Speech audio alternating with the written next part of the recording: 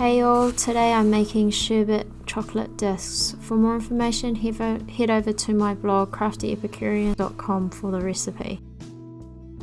The first step in this recipe is to melt 190 grams of chocolate in a double boiler.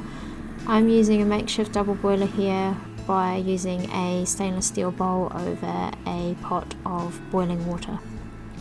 Once it's 3/4 of the way melted, I take it off the heat and just use a silicone spatula to melt the rest of the chocolate through. When it's a nice even consistency, I'll be adding the sherbet. This is the sherbet I'm adding. I make my own using 2 teaspoons of citric acid, 1 teaspoon of baking soda and 2 tablespoons of icing sugar. To the melted chocolate, I add 3 tablespoons of sherbet. Now I should mention the chocolate I'm using is 70% cocoa solids. Once you've added the sherbet, mix it through until it is well combined. The next step is to put a silicone non-stick mat on top of a baking tray to give yourself a flat surface to pour the chocolate onto. So just pour it on. I use the silicone spatula to roughly get it as thin as possible. I'm aiming for about 3 millimeters thick or less. And that type of thickness allows the cutter that we're going to use later on to get through easily without cracking the chocolate. So I'm just trying to evenly spread that chocolate out. Very shortly, once I've got that spread out as far as I can roughly with the silicone spatula, I bring in a angled palette knife to smooth off the top. Now I take my time with this part and it's a little bit boring, so I'm just gonna increase the volume of the music while you watch how I spread out the chocolate with the palette knife.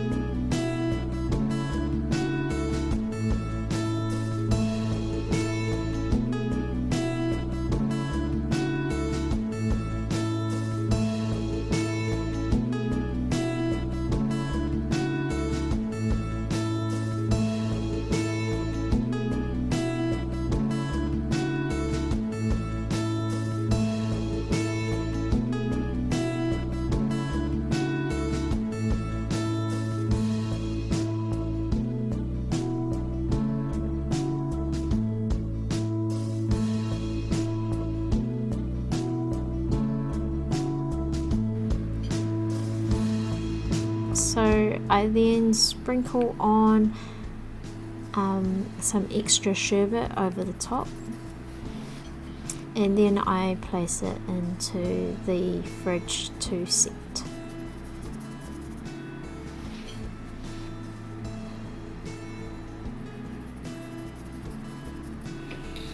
Once it's set, I take it out of the fridge and I heat a cutter. I'm just using a scone cutter here. So I heat it in boiling water and then press down to get the chocolate discs. I'm very careful when I take it out of the cutter, just pressing around the outer edge to get it out.